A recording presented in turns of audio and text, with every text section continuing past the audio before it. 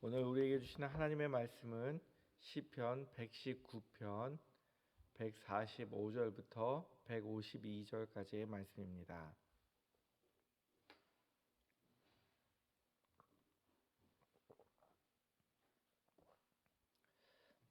한 절씩 교독하시고 마지막 절은 같이 읽겠습니다. 여호와여, 내가 전심으로 부르짖었사오니 내게 응답하소서. 내가 주의 교훈들을 지키리이다.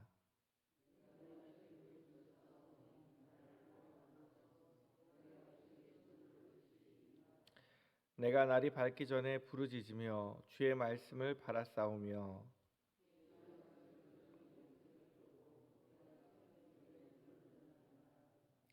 주의 인자하심을 따라 내 소리를 들으소서. 여호와여, 주의 규례들을 따라 나를 살리소서.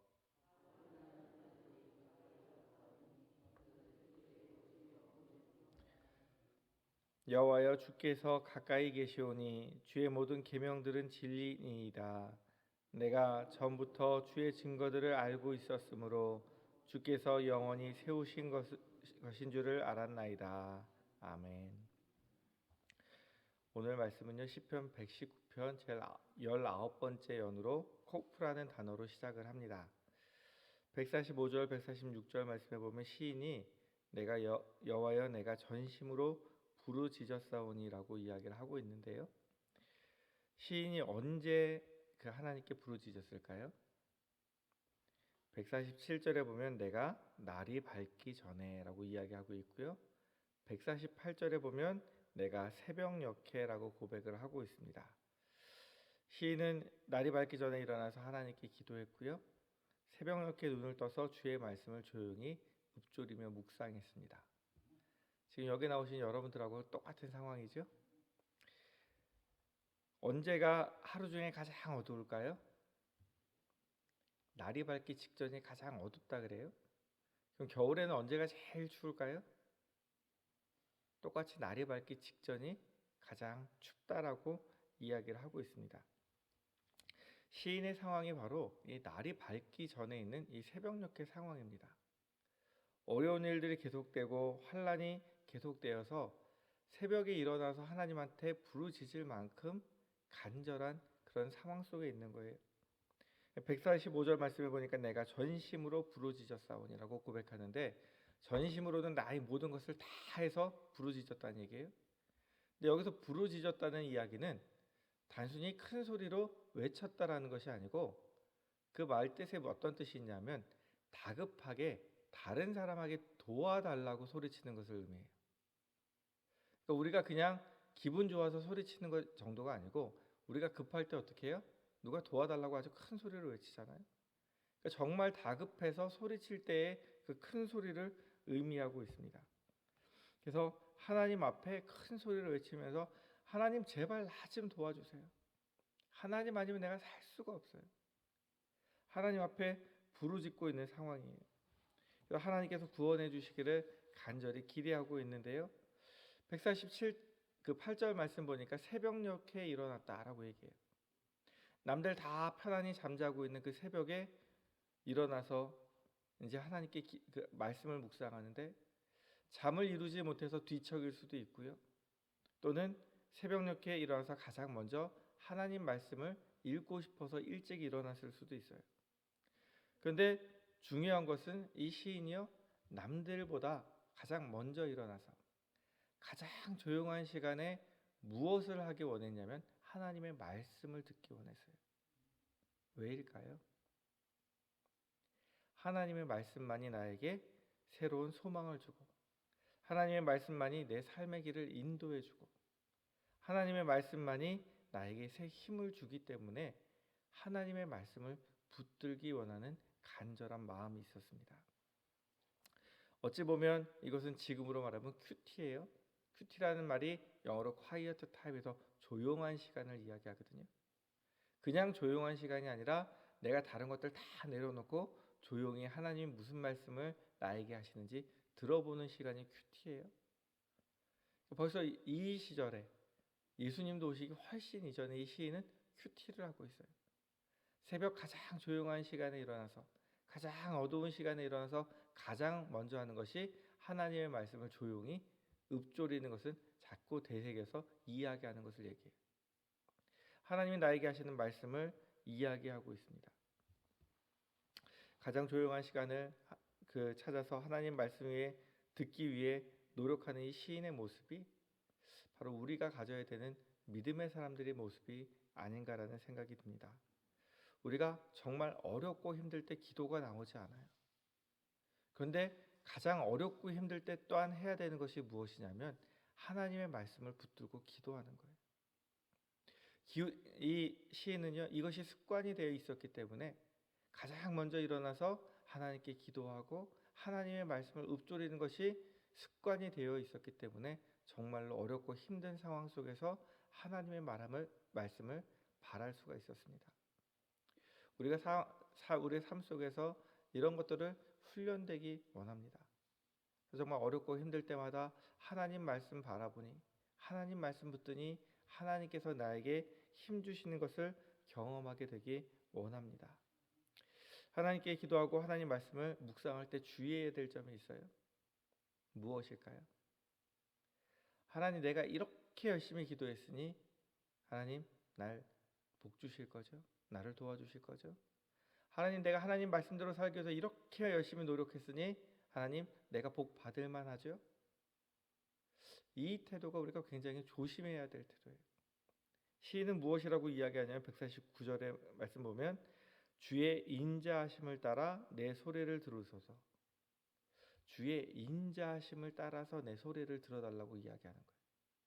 하나님, 내 열심을 보시고 나에게 응답해 주십시오라고 이야기하는 것이 아니고, 내가 열심히 하는 것은 내가 상황이 안 좋고 힘드니까 간절할 수밖에 없어서 열심히 하지만 응답하시는 기준은 무엇이냐면 하나님의 인자하심이라고 이야기를 하고 있는 거예요. 내가 열심히 기도했으니 하나님 들어주시겠지. 내가 열심히 말씀 묵상했으니 하나님 들어주시겠지. 이것이 아니에요. 이것은 기도 응답의 조건이 아니에요. 로마서 4장에 보면 아브라함의 믿음에 대해서 이야기할 때요, 행위 때문이 아니라 믿음 때문에 의롭다 하심을 얻었다라고 이야기를 해요. 그러면서 중간에 행위와 믿음에 대해서 어떤 차이가 있는지 4절에 이렇게 얘기해요. 일하는 자에게는 그 삭시 은혜로 여겨지지 아니하고 보수로 여겨지거니와. 그러니까 하나님 앞에 나와서 열심히 봉사한 사람들은 하나님이 은혜를 주시면 그것을 당연한 것으로, 내가 받아야 될 보수로 생각한다는 거예요. 하나님의 은혜가 아니라 내가 이렇게 열심히 했으면 당연히 그건 내가 받아야 될 몫이지, 이렇게 생각하는 거예요. 이것은 하나님 앞에서 은혜가 아니라는 거예요. 우리가 잘 아는 이야기가 있어요. 딸의 청구서와 영수증이라는 글입니다. 제가 잠깐 읽어드리도록 할게요. 저녁밥 먹을 준비하고 있는 엄마에게 딸이 와서 청구서를 내미는 거예요. 엄마, 나에게 용돈 주셔야 돼요. 그 이유가 무엇이냐면 딸이 이렇게 써갖고 왔어요. 내 방 청소한 값 2,000원, 엄마 심부름으로 슈퍼 갔다 온 값 1,000원, 엄마 시장 따라가 준 값 3,000원, 쓰레기 분리수거한 값 1,000원, 아빠 어깨 주물러 드린 값 4,000원, 모두 합쳐서 11,000원. 내가 엄마 착한 일 했으니까 용돈 주셔야 돼. 이렇게 딱 갖고 왔어요. 근데 엄마가 딱 보니까 한심하죠? 딸은 즐거운 얼굴로 엄마를 쳐다보고 있는데 엄마가 딱 돌리더니 그 뒤에다가 영수증을 써요. 그리고 돈을 물론 주려고 준비를 했겠죠. 근데 엄마가 이렇게 써요. 너를 뱃속에 10달 동안 데리고 다니까 무료. 딸이 아플 때 간호하고 모든 일 잘 되라고 기도해 준값 무료. 너 때문에 눈물 흘린값 무료. 장난감 사주고 옷 사주고 음식 해주고 씻겨주고 똥기저귀 갈아준 값 무료. 이것 말고도 엄마 사랑에 듬뿍 담긴 딸을 향한 마음까지도 무료. 엄마가 이렇게 영수증을 딱 썼어요. 딸은 11,000원 요구했는데 엄마는 다 무료예요. 그럼 돈을 줘야 돼요? 안 줘야 돼요? 돈을 줘야죠. 그래서 지갑을 열려고 그랬더니 딸이 이 뒤에 있는 영수증을 보더니 눈물을 뚝뚝 흘리면서 엄마 사랑해요. 제가 잘못했어요. 그러더래요. 우리가 하나님 앞에서 살아가는 모습이 딸의 모습과 비슷해요. 내가 남들보다 조금 열심히 하면, 내가 남들보다 무언가를 했으면 하나님께 당연히 받아야 된다고 생각하지만 하나님께서는 우리에게 모든 것을 주실 때 다 무료로, 이 무료란 말이 은혜죠. 받을 만하지 못한데 공짜로 다 주시는 거예요. 근데 우리는 하나님 앞에서 마치 일한 삭슬 받는 것처럼 생각하고 행동하는 경우가 있어요. 시인은 하나님의 말씀대로 살기 위해서 하나님의 말씀을 묵상했어요. 어렵고 힘들 때 일어나서 하나님께 부르짖으며 기도했어요. 그런데 하나님 앞에서 그것을 내세우는 것이 아니라 하나님 인자하신 분 아니십니까? 하나님 사랑이 많으신 분 아니십니까? 하나님의 사랑을 따라서 나에게 은혜를 베풀어 달라고 기도하고 있습니다. 전적으로 내 의가 아니라 하나님의 은혜에 기대고 있습니다. 그래서 우리 기도의 응답의 근거가요, 내 공로가 아니라 하나님의 은혜와 사랑인데요. 로마서 아까 4장 4절 말씀 읽었듯이 거기 보면 그 사람들은 일한 것을 당연한 보수로 이야기하지만 정말로 은혜 받은 사람이 생각해야 될 것은 무엇이냐면 하나님께서 일할 수 있도록 해 주신 것이 은혜예요. 나이가 먹어갈수록 그런 생각이 들죠. 요즘 이제 조기 은퇴도 많이 하시는데 일할 수 있는 것 자체가 은혜예요. 일할 수 있는 자리가 있다는 것이 은혜고요. 누군가 나에게 돈을 주면서 일할 수 있도록 해준 것 자체가 고마운 일이 되어야 돼요. 근데 우리는 잘못 생각하면 내가 일했기 때문에 마치 큰 일을 한 것처럼 대가를 요구하지만 하나님 앞에서는요, 내가 많이 한 것이 아니라 많이 할 수 있도록 도와주신 하나님께 감사하는 것이 먼저라는 것을 기억하시기 바랍니다. 시인은 내가 한 것을 강조하는 것이 아니고요, 자신의 절박함을 이야기하고 있지만 하나님께서 사랑이 많으신 분이시기 때문에, 딸을 사랑했던 엄마와 같은 그 마음을 가지고 계시기 때문에 하나님께 나아가서 하나님께 기대고 있습니다. 오늘 새벽부터 일어나서 하나님 앞에 나오신 성도님들, 하나님 앞에서 우리가 새벽을 깨우고 또 하나님 말씀을 묵상하고 기도하는 것 중요하지만 더 중요한 것은 하나님의 은혜를 의지하고 기도하시기 바랍니다.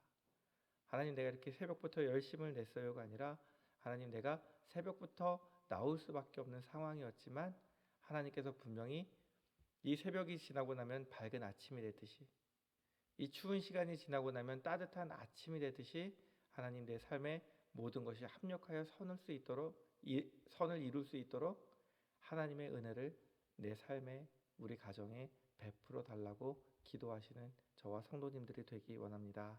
기도하겠습니다.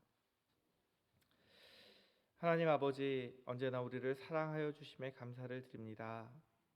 인생을 살다 보니 너무 힘들고 어려울 때가 있습니다. 가장 어두운 새벽 같기도 하고 가장 추운 새벽 같기도 합니다. 그러나 우리에게는 하나님의 인자하심이 함께 하시는 줄 믿습니다. 하나님의 사랑으로 우리를 인도해 주셔서 가장 어두운 어둠을 이기고 하나님과 함께 밝은 새벽을 맞이할 수 있도록 은혜 베풀어 주시고, 가장 추운 새벽을 이기고 하나님 품에서 따뜻한 아침을 맞이할 수 있도록 우리를 인도하여 주옵소서.